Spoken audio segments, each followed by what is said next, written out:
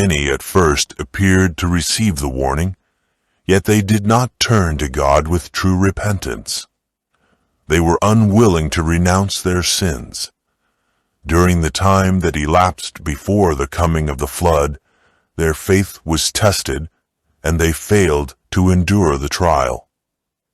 Overcome by the prevailing unbelief, they finally joined their former associates in rejecting the solemn message. Some were deeply convicted and would have heeded the words of warning, but there were so many to jest and ridicule that they partook of the same spirit, resisted the invitations of mercy, and were soon among the boldest and most defiant scoffers.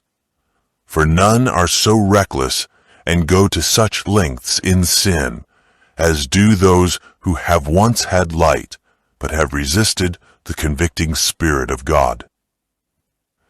The men of that generation were not all, in the fullest acceptation of the term, idolaters. Many professed to be worshippers of God.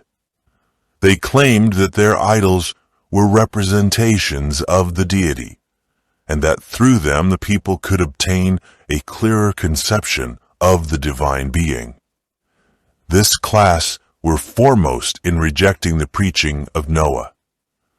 As they endeavored to represent God by material objects, their minds were blinded to his majesty and power. They ceased to realize the holiness of his character or the sacred, unchanging nature of his requirements.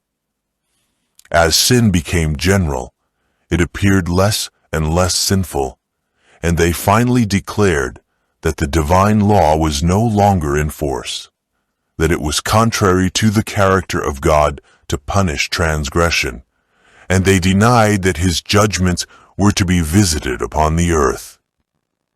Had the men of that generation obeyed the divine law, they would have recognized the voice of God in the warning of his servant, but their minds had become so blinded by rejection of light that they really believed Noah's message to be a delusion. It was not multitudes or majorities that were on the side of right. The world was arrayed against God's justice and his laws, and Noah was regarded as a fanatic. Satan, when tempting Eve to disobey God, said to her, "You shall not surely die." Genesis 3 verse 4. Great men, worldly, honored, and wise men repeated the same. The threatenings of God, they said, are for the purpose of intimidating and will never be verified. You need not be alarmed. Such an event as the destruction of the world by the God who made it and the punishment of the beings he has created will never take place. Be at peace. Fear not. Noah is a wild fanatic. The world made merry at the folly of the deluded old man. Instead of humbling the heart before God, they continued their disobedience and wickedness, the same as though God had not spoken to them through his servant.